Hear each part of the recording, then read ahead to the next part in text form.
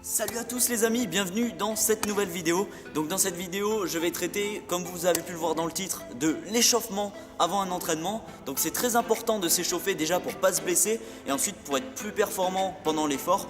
Donc ce que je vais vous montrer essentiellement, ça va être des échauffements articulaires et des échauffements musculaires. C'est parti. Donc les gars, nous allons commencer d'abord par un échauffement du coup articulaire. Donc on va commencer par les chevilles et les poignets. Voilà, nous allons ensuite passer aux genoux. Donc vous pouvez faire comme ceci en faisant des petits cercles.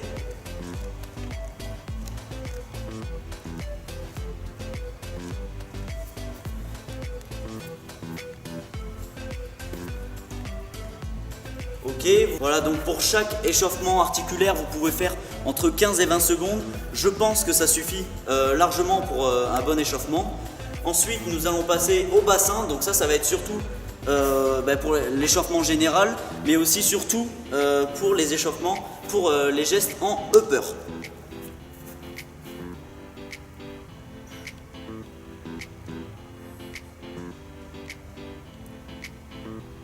Ah, j'ai l'air con là un peu. Ça fait du bien. Ok, donc maintenant les amis, nous allons passer aux échauffements des épaules. Donc là vous pouvez faire des cercles comme ceci. Voilà, vous pouvez également mettre vos mains toutes droites comme ceci et tourner comme ça. Vous allez sentir que ça chauffe au niveau des épaules.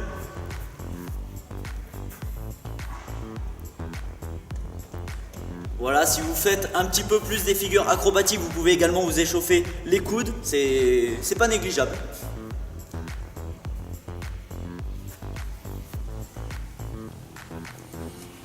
Nous allons passer maintenant les amis à l'échauffement de la nuque. Cette partie du corps est très importante parce que c'est assez fragile, surtout en upper. Je me suis déjà blessé à ce niveau là, mes amis aussi se sont déjà blessés en faisant du upper, donc faites attention et échauffez-vous bien la nuque, c'est très important.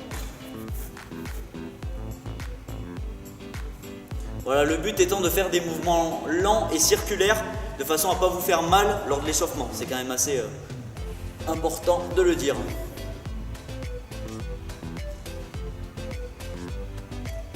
Maintenant les amis que l'échauffement articulaire est terminé, nous allons passer à l'échauffement musculaire.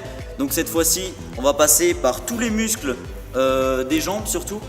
Donc voilà un petit échauffement que je fais habituellement avant de commencer un entraînement. Le voici.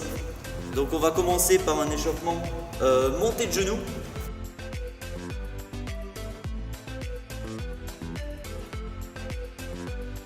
Nous allons ensuite enchaîner par des talons-fesses.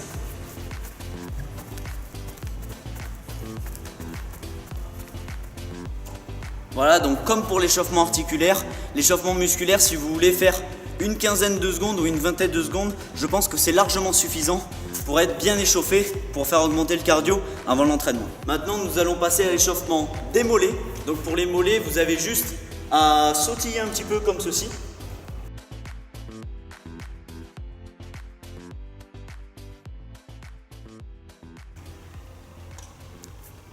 Ok, pour finir, on va faire des petits montées de genoux assez tranquilles sous forme circulaire de façon à pouvoir s'adapter si vous allez faire des tours du monde, des gestes avec les jambes, etc.